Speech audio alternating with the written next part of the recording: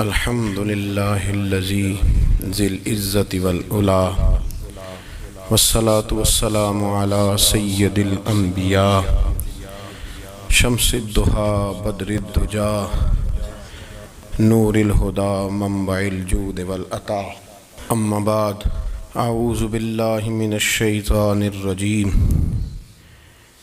بسم اللہ الرحمن الرحیم قل للمؤمنین یغضوا من ابصارہم صدق اللہ العظیم وصدق رسولہ النبی الکریم ونحن علی ذلک لمن الشاہدین والشاکرین والحمد للہ رب العالمین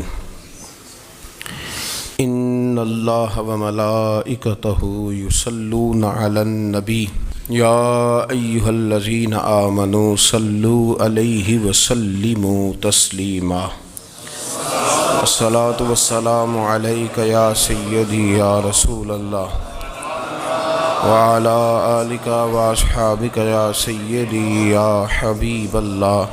تمام تعریفیں حمد و ثنا اللہ تبارک و تعالی کے لیے، درود و سلام نبی اکرم نور مجسم شفیع معظم آقا کل ختم رسول دانائے سبل احمد مجتبیٰ جناب حضرت محمد مصطفیٰ صلی اللہ تعالی علیہ وسلم کی ذات والا صفات کے لیے حمد و صلوات کے بعد، اسلام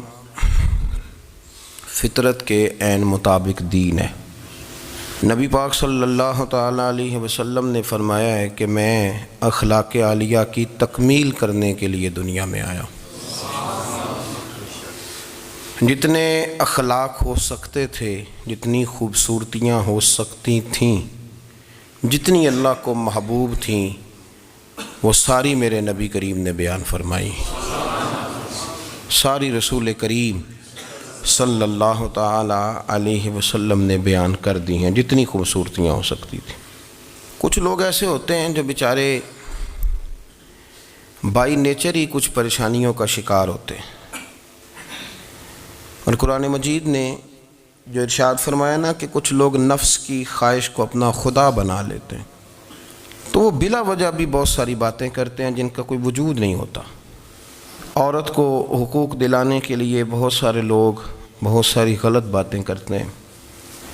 جو لوگ یہاں سے کسی کو لے جاتے تھے نا دبئی، دھوکہ دے کے اور لے جاتے تھے یورپ میں، عرب ممالک میں دھوکہ دے کے لے جاتے تھے، تو وہ بھی کوئی خواب ہی تو دکھاتے تھے کہ اتنے لاکھ تنخواہ ہوگی، اتنا کچھ ہوگا۔ وہاں جا کے پتہ چلتا تھا کہ جیب سے بھی دینے پڑیں گے کچھ۔ بہت سارے لوگ ایسے ہوتے ہیں، وہ سارے خوبصورتی کے نام پر ہی دھوکہ دیتے ہیں۔ آپ کو پتہ ہے کہ جو آدمی کسی کو لالچ دیتا ہے تو کسی کو لوٹنے کے لیے اسے لالچ دینا بڑا ضروری ہوتا ہے۔ لوگ پہلے لالچ دیتے ہیں پھر لوٹتے ہیں، پہلے مکمل لالچ دیتے ہیں، یہ چیز مل جائے گی، یہ چیز مل جائے گی۔ لوگ مکمل لالچ دیتے ہیں، اس کے بعد پھر لوٹتے ہیں۔ اور اگر لالچ نہ دیں تو کوئی آدمی قابو آئے گا؟ لوگ لوٹتے ہیں لالچ دے کر۔ اچھا، اب وہ جو جس کو لالچ دیا جا رہا ہوتا ہے وہ کہہ رہا ہوتا ہے کہ نہیں نہیں تمہیں نہیں پتا، وہ اس وقت ماننے کو تیار نہیں ہوتا۔ وہ کہتا ہے اتنی خوبصورت باتیں کر رہا ہے، اتنی اچھے پیغام دے رہا ہے، تم میرے دشمن ہو، تم مجھے منع کر رہے ہو۔ ہوش تب آتی ہے کہ جب سب کچھ لٹ جاتا ہے۔ عورت کو ویسے بھی قابو کرنا بڑا آسان ہوتا ہے۔ اعلیٰ حضرت بریلوی رحمۃ اللہ علیہ فرماتے ہیں بیٹیاں نازک شیشیاں ہوتی ہیں، ان کو تو ذرا سی چوٹ لگے تو ٹوٹ جاتی ہیں۔ دیکھیں کتنا بڑا جملہ کہا بریلی کے امام، نازک شیشیاں ہیں۔ ذرا کوئی آدمی گمراہ کرتا ہے، ذرا خراب کرتا ہے۔ اب دیکھیں نا، یہ جو بچیوں کو بچے مس گائیڈ کرتے ہیں، انہیں بڑے بڑے خواب دکھاتے ہیں، وہ بیچاری ماں باپ کو چھوڑ کے، بہن بھائی کو چھوڑ کے اس کے ساتھ شادی کرتی ہے، پھر جو اس کا بعد میں حشر ہوتا ہے، آپ ادلیاں نو سردار پہن تکے تے شرما والیاں نو جھوٹے ڈولیاں دے۔ پھر وہ بیچاری ماں باپ رکھتے نہیں، وہ ظلم کرتا ہے تو کتنی بڑی تکلیف میں وہ بچی آ جاتی۔ نازک شیشی ہوتی ہے نا تو ٹوٹ جاتی. یہی حال اب جدید خواتین اور یہ جو کچھ اینکر پرسن ہیں، یہ اصل میں نا یہ آپ کو سیاست سکھاتے ہیں، لیکن یہ مادر پیدر آزاد لوگ ہیں، بالکل آزاد. یہ تو علماء شور نہ کریں، بات نہ کریں، گفتگو نہ کریں، مشائخ بات نہ کریں، اور یہ جو کچھ سنجیدہ اور دینی طبقہ ہے یہ کچھ شور نہ کرے، یہ تو روڈوں پہ ننگے ہو کے آ جائیں معاذ اللہ. خوفناک نظریہ رکھتے ہیں یہ لوگ. عورت کو کہتے ہیں تیرے حقوق ہم تجھے لے کے دیں گے. مثلاً وہ کون سا حق ہے جو تم نے لے کے دینا ہے؟ میرے نبی کریم صلی اللہ علیہ وسلم نے اس کو بیٹی بھی بنایا ہے، اس کو بہن بھی بنایا ہے، اس کو ماں بھی بنایا ہے، اسے بیوی کا عالی شان رتبہ بھی عطا فرمایا ہے. اور چونکہ بیٹی کا بھی حق بڑا بیان کیا جاتا ہے، بہن کا بھی، ماں کا بھی. اور بیوی کے معاملے میں لوگ سمجھتے ہیں کہ زیادہ بات نہیں کرنی چاہیے، شاید مسئلہ خراب ہو جائے. حالانکہ نبی پاک صلی اللہ تعالیٰ علیہ وسلم نے بیوی کے بارے میں پتہ کیا فرمایا؟ فرمایا جب تم نکاح کر لیتے ہو تو اپنا ایمان محفوظ کر لیتے ہو. اب میں اس کی شرح نہیں کرتا، اب خود کر لیجئے گا کہ وہ ایک ایسی شخصیت ہوتی ہے کہ جس کی موجودگی میں آپ کا ایمان محفوظ ہے. اب میں نہیں سمجھتا کہ اس سے بڑی بات کوئی اور ہو سکتی ہے، جس کی موجودگی میں آپ کا ایمان. اور بھئی یہ حدیث پاک عرض کر رہا ہوں، نکاح جب کوئی کر لے تو اس نے اپنا ایمان مکمل کر لیا. اس کا معنی یہ ہوا کہ آپ کا ایمان محفوظ ہے اس کی موجودگی میں. تو اس سے زیادہ بھی، یعنی ایمان سب سے قیمتی چیز ہے نا، تو اس کے محفوظ ہونے کی وجہ حضور نے نکاح بیان کر دی. اب میرا خیال ہے بی بی اگر کوئی اس سے بڑا حقوق مانگے گی تو بیوقوفی کرے گی. اتنا بڑا درجہ نبی کریم نے اسے عطا کر دیا، اتنا بڑا مقام دے دیا کہ تو خاوند کے ایمان کے محفوظ ہونے کا ذریعہ بن گئی ہے.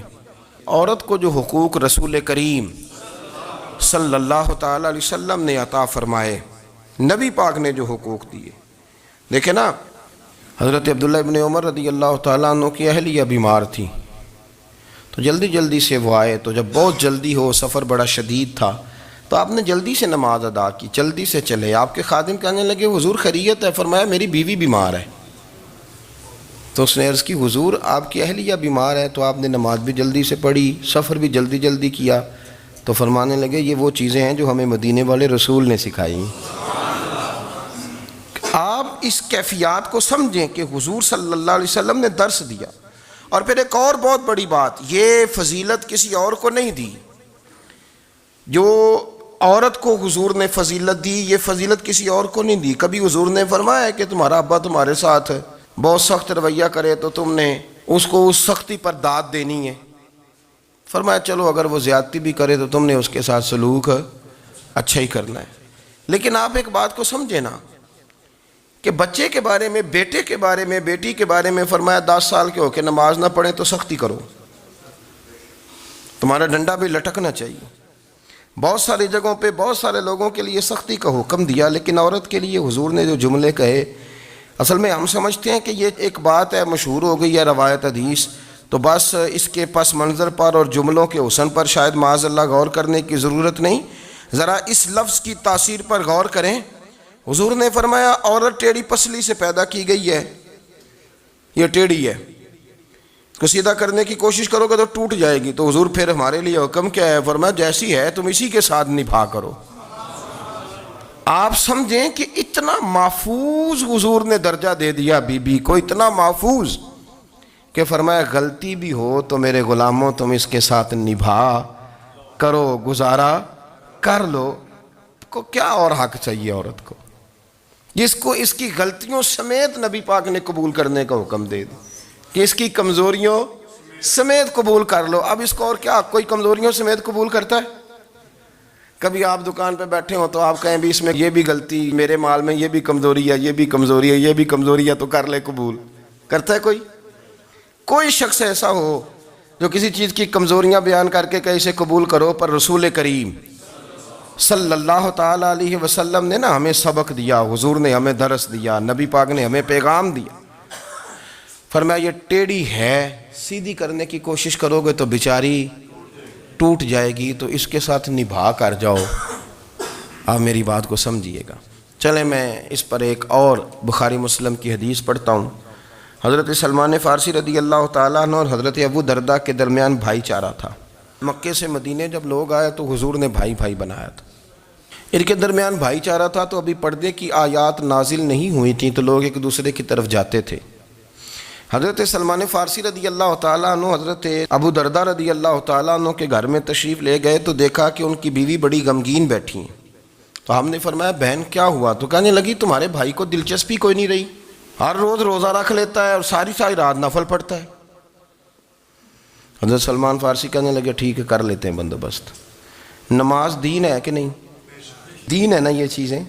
لیکن حضرت سلمان فارسی جناب ابو دردہ سے کہنے لگے آج میں نے تیرے گھر میں رہنا رات کو، کیونکہ وہ تو ساری رات نماز پڑھتے تھے، نفل پڑھتے تھے۔ انہوں نے کہا ٹھیک ہے، ایک بستر لا کے بچھا دیا حضرت سلمان فارسی کے لیے۔ سلمان فارسی فرمانے لگے دوسرا بھی لا۔ کہا وہ کیا کرنا ہے؟ فرمانے لگے تو نے بھی سونا ہے، میں نے بھی سونا ہے، تو نے بھی سونا ہے، عشاء پڑھیں گے اور پھر دونوں سوئیں گے۔ کہا میں نے تو نماز پڑھنی ہے۔ فرمایا تہجد کے وقت اٹھ کے پڑھیں گے، اللہ کے رسول بھی رات آخری حصے میں جا کے نماز پڑھتے ہیں۔ ادھر ساتھ سلا لیا، وہ تھوڑی کو دیر سوئے، اب عادت تھی ساری رات اٹھنے کی، ذرا اٹھنے لگے بستر سے تو حضرت سلمان فارسی فرمایا چپ کر کے سو جا، وہ بڑی رات پڑی ہوئی، چپ کر کے سو جا۔ وہ لیٹ گئے، پھر اٹھنے لگے تو فرمایا سو جا چپ کر کے، بڑا ٹائم ہے۔ سحری کے وقت اٹھے، نفل پڑھے، ان کا ارادہ تھا روزہ رکھنے کا، تو فرمانے لگے کل رکھا تھا نا نفلی روزہ؟ جی رکھا تھا۔ پرسوں بھی رکھا تھا، ترسوں بھی رکھا تھا۔ فرمایا آج نہیں رکھنا، آج میں تیرا مہمان ہوں، سارا دن کٹھے مل کے روٹیاں کھائیں گے، آج نہیں روزہ رکھنا، سلا دیا۔ اب حضرت ابو دردہ رضی اللہ تعالیٰ عنہ کہہ تو کچھ نہ سکے، پر کہنے لگے سلمان تم پتہ تم کیا کر رہے ہو، نہ تم نے مجھے رات اٹھ کے زیادہ نفل پڑھنے دیے، سویرے روزہ نہیں رکھنے دیا۔ تو حضرت سلمان فارسی کہنے لگے کوئی لمبی بات تو نہیں نا، چلتے ہیں نا ابھی فجر میں مسجد نبی میں، تو نبی پاک کو بتاتے ہیں سرکار دو عالم علیہ السلام کی خدمت میں تو اپنی بات کرنا، میں اپنی کروں گا، حضور نتیجے کا اعلان فرما دیں گے، بات طے ہو جائے گی۔ حاضر خدمت ہوئے، عرض کی یا رسول اللہ صلی اللہ تعالیٰ علیہ وسلم یہ ساری رات نفل پڑھتے ہیں، ہر روز روزہ رکھتے ہیں، ان کی اہلیہ غمگین بیٹھی ہیں، حکم فرمائیں۔ تو نبی پاک صلی اللہ علیہ وسلم نے فرمایا پھر ہوا کیا؟ یا رسول اللہ میں نے رات سلایا ہے، سحری میں اٹھایا ہے، سویرے روزہ نہیں رکھنے دیا۔ نبی پاک نے فرمایا سلمان فارسی نے ٹھیک کیا ہے، سلمان فارسی نے ٹھیک کیا۔ پھر حضور نے فرمایا، نبی کریم نے فرمایا ابو دردہ تیرے اوپر اگر اللہ کا حق ہے، اس کے رسول کا حق ہے، دین کا حق ہے، تو فرمایا تیری آنکھ کا بھی تیرے اوپر حق ہے، تیرے وجود کا بھی تیرے اوپر حق ہے۔ یہ حضور نے فرمایا تیرے بچوں کا بھی تیرے اوپر حق ہے، تیری بیوی کا بھی تیرے اوپر حق۔ اس حق کو بھی سمجھے، حقوق اللہ بھی ہیں، پر تیری آنکھ کا بھی تیرے اوپر کیا مانا کہ تیری آنکھ سونا چاہتی ہے تو اسے سلا بھی، تیرے وجود کا بھی تیرے اوپر حق، تو تیرا وجود آرام کرنا چاہتا ہے تو اسے آرام بھی کرا۔ اور پھر وہاں نبی پاک صلی اللہ علیہ وسلم نے فرمایا میں تم سب، سننا یہ لفظ حدیث کے، حضور نے اسی موقع پر فرمایا میں تم سب سے زیادہ اپنے رب کو جانتا ہوں اور میں تم سب سے بڑھ کر اپنے رب سے ڈرتا ہوں۔ حضور فرمانے لگے میں روزہ بھی رکھتا ہوں، افطار بھی کرتا ہوں، یعنی کبھی رکھتا ہوں اور کبھی نہیں رکھتا۔ فرمایا میں نفل بھی پڑھتا ہوں اور اپنی بیویوں کو وقت بھی دیتا ہوں۔ سرکار مسجد میں بھی آتے تھے، نواسوں کے ساتھ کھیلا بھی کرتے تھے، ان کے ساتھ پیار بھی کرتے تھے۔ تو اتنے بڑے حقوق حضور نے بیان فرمائے عورتوں کے کہ تمہاری بیوی کا بھی تمہارے اوپر۔ لو ایک حدیث بخاری کی اور یہاں بیان کر دیتا ہوں۔ ایک شخص نے آ کے عرض کی یا رسول اللہ صلی اللہ تعالیٰ علیہ وسلم جہاد کے لیے تیاری ہو گئی ہے، صفیں بن رہی ہیں، مجاہدین کی تیاری ہے، تو میرا بھی نام لکھ دیا گیا ہے مجاہدوں کی لسٹ میں، لیکن یا رسول اللہ صلی اللہ تعالیٰ علیہ وسلم میری بیوی نے حج کی تیاری کر لی ہے اور میرے دوستوں نے، صحابہ نے میرا نام مجاہدین کی لسٹ میں لکھ دیا، تو میرے لیے کیا حکم ہے؟ یہ بخاری مسلم ہے۔ تو نبی پاک صلی اللہ تعالیٰ علیہ وسلم نے فرمایا جہاد پہ کوئی اور چلا جائے گا تو بیوی کے ساتھ حج کرنے جا، اسے محرم کی ضرورت ہے، وہ تیرے بغیر کیسے جائے گی؟ مجاہدین کو تو اور مجاہد مل جائے گا، پر تو اپنی بیوی کے ساتھ جانا۔ نبی پاک صلی اللہ علیہ وسلم نے مرد کو محافظ بنایا ہے، عورت کو مرد کا قیدی نہیں بنایا، بلکہ عورت کو حفاظت عطا کی اور مرد کو اس کا محافظ بنایا۔ اب بچیاں آزاد ہونا چاہتی ہیں، اور آزادی بھی وہ والی کہ جو بنیادی طور پر آزادی نہیں، فحاشی ہے۔ میں نے بہت پہلے کہا ہے کہ اسلام بیٹیوں کو قیمتی سمجھتا ہے، جس بندے کے پاس 20 تولے سونا ہو وہ چوک میں لے کے نہیں آتا، وہ قیمتی چیز ہے، اس نے چھپا کے رکھی ہوتی ہے۔ تو جو نبی پاک صلی اللہ علیہ وسلم کا کلمہ پڑھنے والے بیویاں، اسلام انہیں قیمتی سمجھتا ہے، کہتا ہے کہ تم قیمتی ہو لہذا گھر کے اندر رہو، تم باہر نہ ہو۔ لیکن عورتیں ہیں کہ ان کو بلا وجہ لوگ خراب کر دیتے ہیں اور بلا وجہ وہ اس مغالطے کا شکار ہو جاتی ہیں۔ اب آگے بڑھتے ہیں۔ قرآن مجید نے سورہ نور کی آیت نمبر 30 میں کہا کہ کل للمؤمنین یغضوا من ابصارہم، فرمایا کہ اے محبوب علیہ السلام مومن مردوں سے کہہ دو کہ اپنی نظریں جھکا کے رکھیں، اپنی نظریں۔ اور اگلی آیت میں فرمایا وَقُلْ لِلْمُؤْمِنَاتِ یغضضن من ابصارہن، فرمایا کہ اے محبوب مومن عورتوں سے بھی کہہ دو کہ اپنی نظریں جھکا۔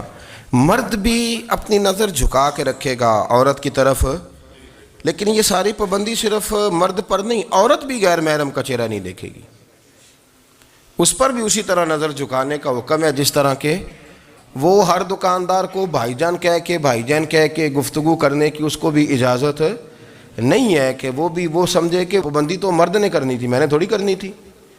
وہ جس کے پاس جائے، جہاں بھی جائے، ڈاکٹر کے پاس جائے، باہر جائے، تو وہ جس طرح مرضی اس کا دل چاہے وہ بات چیت کرے، اس کی عورت کو بھی اجازت اسلام نہیں دیتا۔ بنیادی طور پہ اسلام شرم و حیا کا دین ہے، حیا کی بات کرتا ہے۔ حیا کی جب ہم تعریف کرتے ہیں تو حیا کی تعریف یہ ہے کہ کوئی کبھی چیز دیکھ کے نہ تو آپ کی طبیعت میں کراہت محسوس ہو، آپ کوئی غلط جملہ منہ سے نکالتے ہوئے ذرا جھجکیں، آپ کوئی غلط بات کرتے ہوئے تھوڑا بوجھ محسوس کریں۔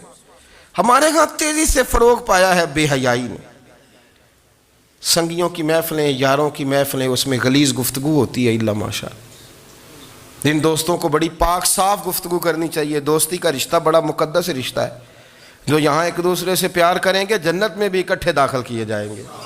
شرط یہ ہے کہ پیار اللہ رسول کی رضا کے لیے ہو، لیکن اس کے اندر اگر آپ کی گفتگو کچی ہو، کمزور ہو، فحاشی والی ہو، عریانی والی ہو، وہ ہمارے ہاں تو اب اس کو لوگ فیشن سمجھتے ہیں، اس کو مردانگی کی علامت سمجھتے ہیں کہ وہ جی ساری باتیں جی وہاں ہو گئیں، اور جس کا جو جی چاہا اس نے کہا۔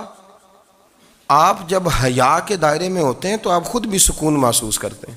دیکھیں نا، آپ کو نیند سکون سے کہاں آتی ہے؟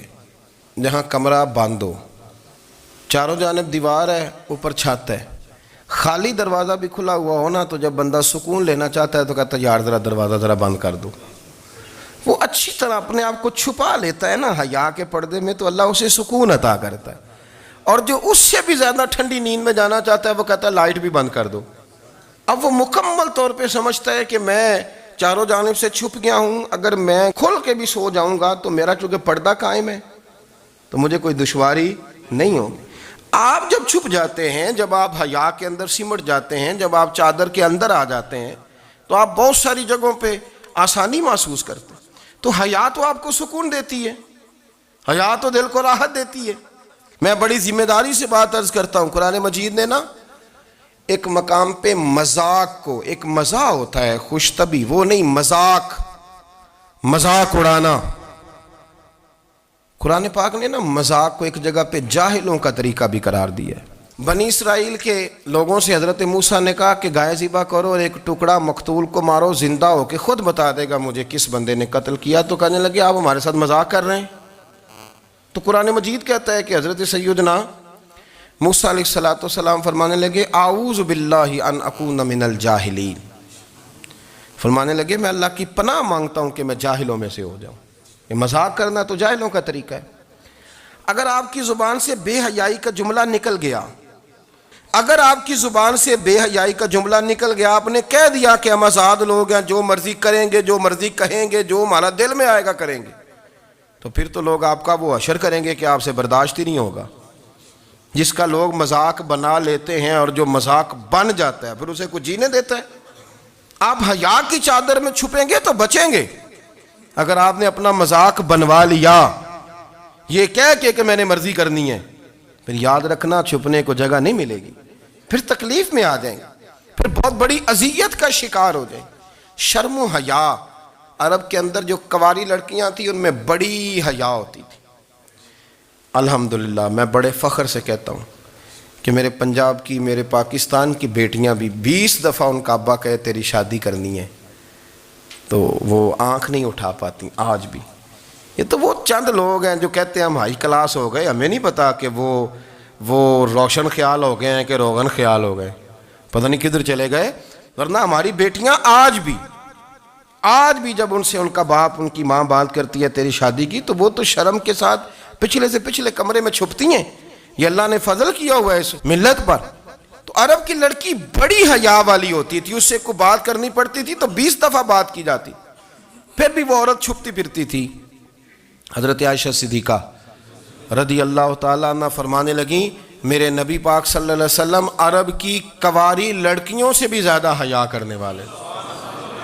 قاضی اعجاز مالکی نے، شیخ عبدالحق محدث دہلوی نے، دیگر بزرگ جو سیرت نگار گزرے انہوں نے لکھا ہے کہ نبی پاک صلی اللہ علیہ وسلم کے اندر 100 مردوں سے زیادہ طاقت تھی، 100 مردوں سے زیادہ طاقت۔ اب جو بات کہنے لگا ہوں، جو نتیجہ دینے لگا ہوں، اس پر خاص توجہ آپ فرمائیں گے۔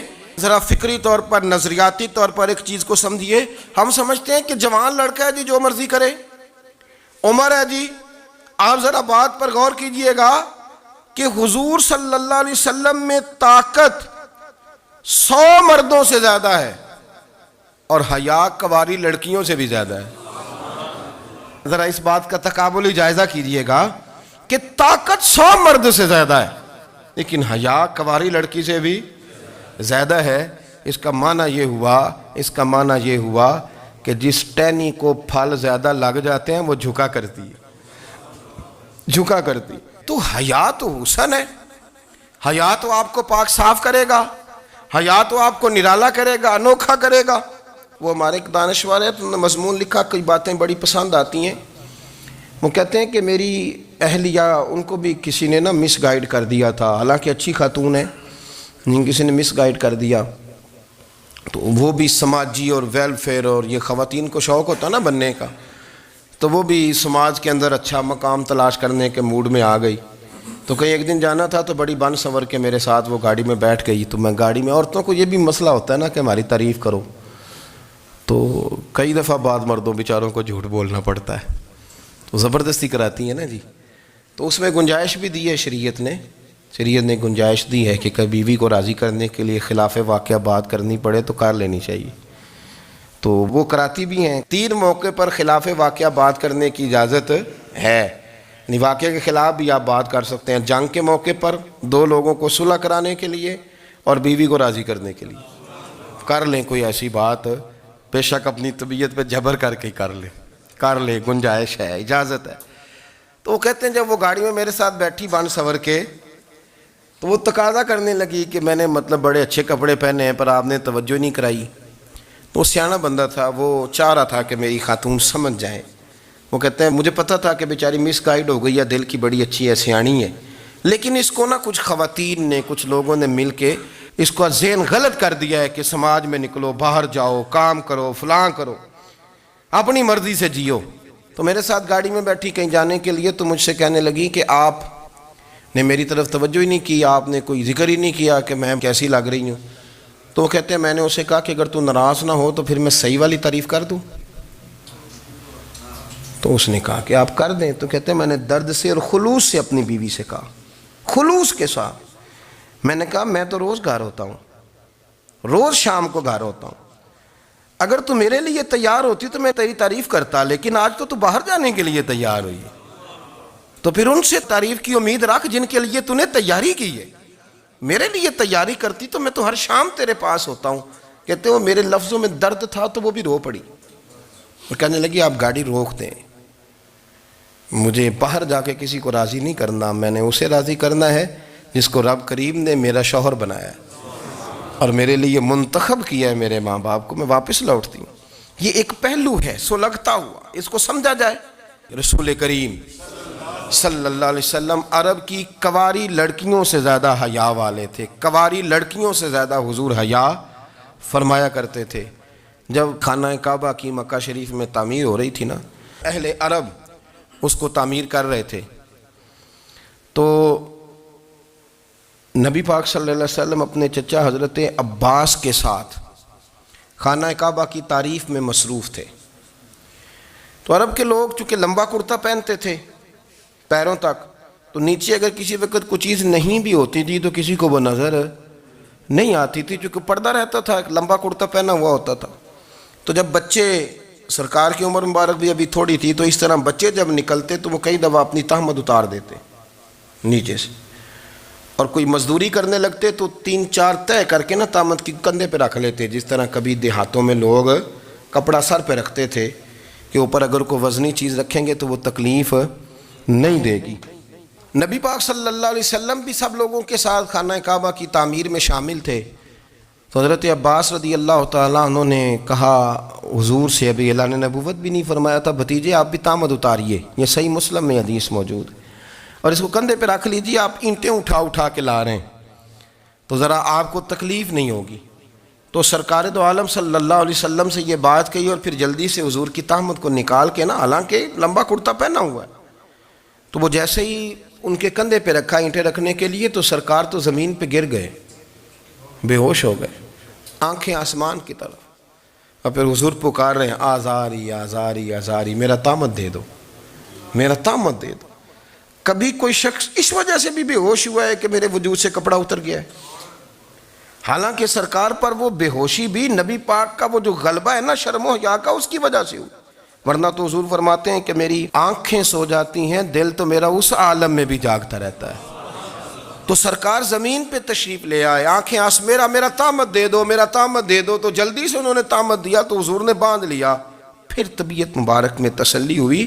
یعنی ہم اس رسول کے غلام ہیں کہ جن کے تو وجود سے کپڑا اتر جائے تو حضور برداشت نہیں کرتے، قبول نہیں فرماتے، تکلیف شروع ہو جاتی۔ لیکن یہاں نوجوان ہیں اور بڑا قد کاٹ ہے اور بڑے بڑے سمجھدار لوگ ہیں، گرمی آتی ہیں تو شارٹ کپڑے پہن کے گھومتے ہیں، ان کو خیال نہیں کہ یہ وہ والا لباس ہے جو باہر تو کیا گھر میں اماں کے سامنے نہیں پہننا چاہیے، بہنوں اور بیٹیوں کے سامنے نہیں پہننا چاہیے۔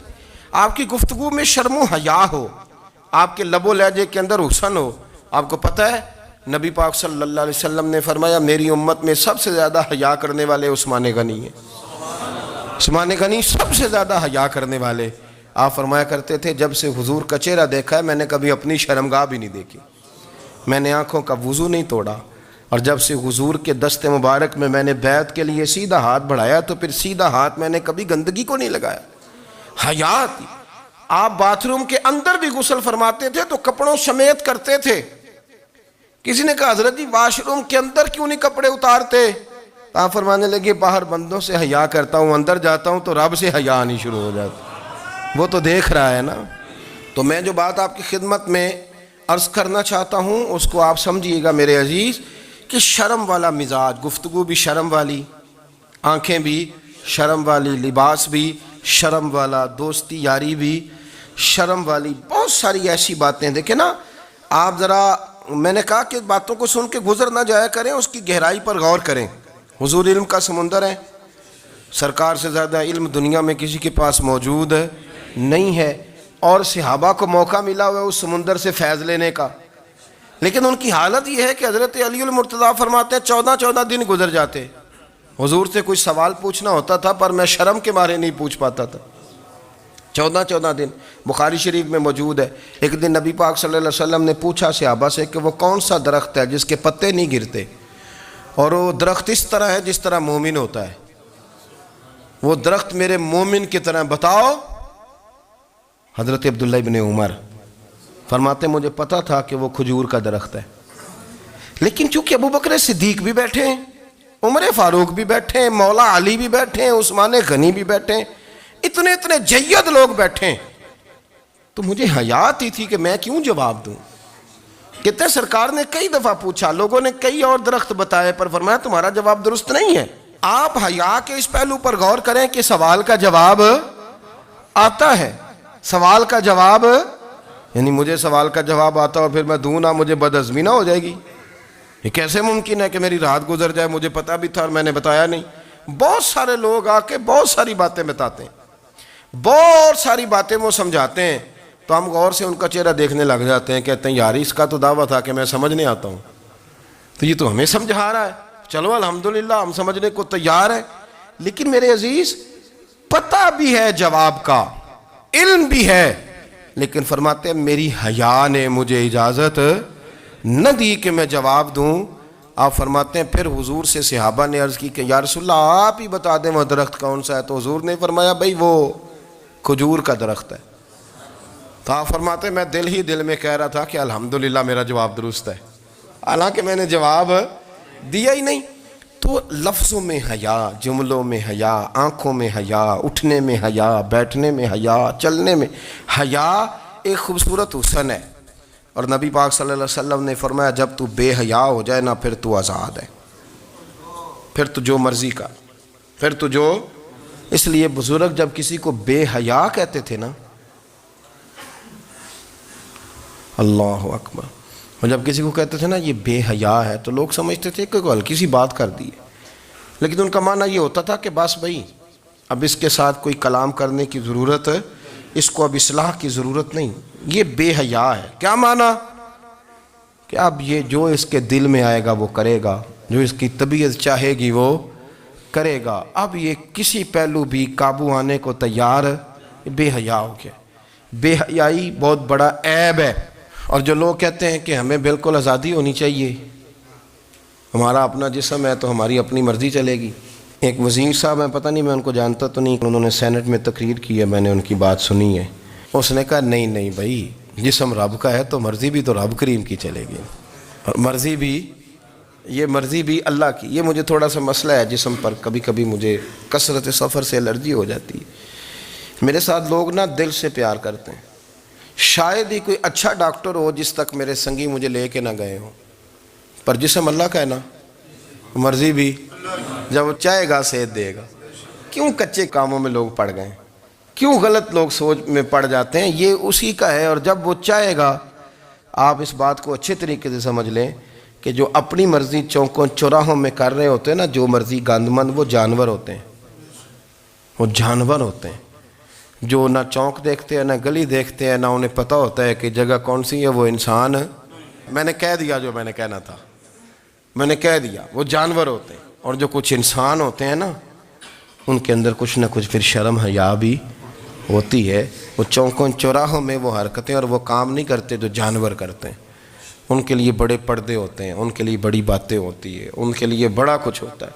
جو بالکل آزاد ہو جائے، کوئی پتہ نہ ہو کس وقت کیا کہنا ہے، کیا کرنا ہے، تو پھر وہ دائرہ انسانیت سے خارج ہو جاتا ہے۔ ہم آپ کو کیا دعوت دیں؟ آپ تو وہ باتیں کر رہے ہیں جو اسلام کا انسانیت کے حق میں بھی ٹھیک نہیں، آپ تو وہ والی باتیں کر رہے ہیں جن کا انسانیت بھی تقاضا نہیں کرتی کہ یہ باتیں ہونی چاہیے۔ لیکن ایک بات، میں تو جذباتی نہیں ہوتا، میں بڑے غور سے چیزوں کو دیکھتا ہوں، سنتا ہوں، اور نہ میں ان موسمی مینڈکوں کی۔ وہ مجھے راتق صاحب کہنے لگے جی بڑے بڑے مولوی ایک بندے کے ساتھ بیٹھے ہوئے ہوتے تھے اور وہ روزے میں بڑے بڑے درس دیتا تھا، تو وہ بھی فلانی حرکتیں کر رہا ہے۔ تو میں نے کہا ہم نے تو پرانا کہا تھا کہ موسمی مینڈک ہے، تو پرانے کہہ رہے ہیں کہ اداکار ہے، تو وہ جہاں کاسٹ کریں گے وہاں وہ اداکاری کرے گا۔ آپ کسی مذہبی جگہ کر لیں تو وہاں کر لے گا، کہیں اور جگہ کریں گے تو ہم تو پرانا کہہ رہے ہیں۔ تو کسی کو کبھی سمجھ آتی ہے تو کسی کو کبھی اور جگہ جا کے سمجھ آتی ہے۔ ہم ان لوگوں سے پریشان نہیں ہوتے، کیوں؟ سن لیں، کوئی مایوسی نہیں، ان کے اندر جتنا زور ہے وہ لگائیں۔ یہ ملک بنا ہے رسول اللہ کے نام پہ، یہ اللہ نے تحفہ دیا ہے امت مسلمہ کو، یہ نبی پاک کے نام پہ بنا ہے، تو یہاں جھنڈا بھی وہی والا بلند ہونا ہے جو مدینے والے رسول کا جھنڈا ہے، اور یہاں وہی کام چلے گا جو نبی پاک نے بیان فرمایا۔ تو اس طرح کئی لوگ آتے ہیں، وہ شور شار کرتے ہیں، چلے جاتے ہیں۔ اتنے نہ پریشان ہوا کریں، بہت سارے لوگ تو بیچارے اس قابل بھی نہیں ہے کہ ان کا نام لیا جائے، مطلب اتنا ہم ان کو اہمیت دے دیں، ان کا ذکر کریں، ان کا نام لیں، ان کی بات کریں، وہ بیچارے اس قابل ہی نہیں ہے، مطلب سٹیٹس ہی نہیں ہے ہمارا، اتنے فارغ ہیں ہم کہ اب جو بندہ آئے گا کہانی چھیڑے گا تو ہم چھیڑ جائیں گے۔ اور بھائی اللہ کا فضل ہے الحمدللہ تعالی، لوگوں نے بڑا شور کیا، اور بڑے زمانے سے دنیا شور کر رہی ہے، پر اللہ کے گھر مسجدیں بھری ہوئی ہیں، مسجدیں بھری ہوئی ہیں۔ ہماری بیٹیاں پردے کرتی ہیں، پردے کو پسند کرتی ہیں، وہ حجاب میں رہتی ہیں، وہ سمجھتی ہیں کہ ہمارا اصل حسن کیا ہے۔ تو یہ پراپوگنڈا پرانا چلا آ رہا ہے، اس کا اللہ کے فضل سے امت مسلمہ پہ نہ کبھی اثر ہوا ہے اور نہ کبھی ہوگا انشاءاللہ۔ اللہ تعالی ہمیں حق پر استقامت عطا فرمائے۔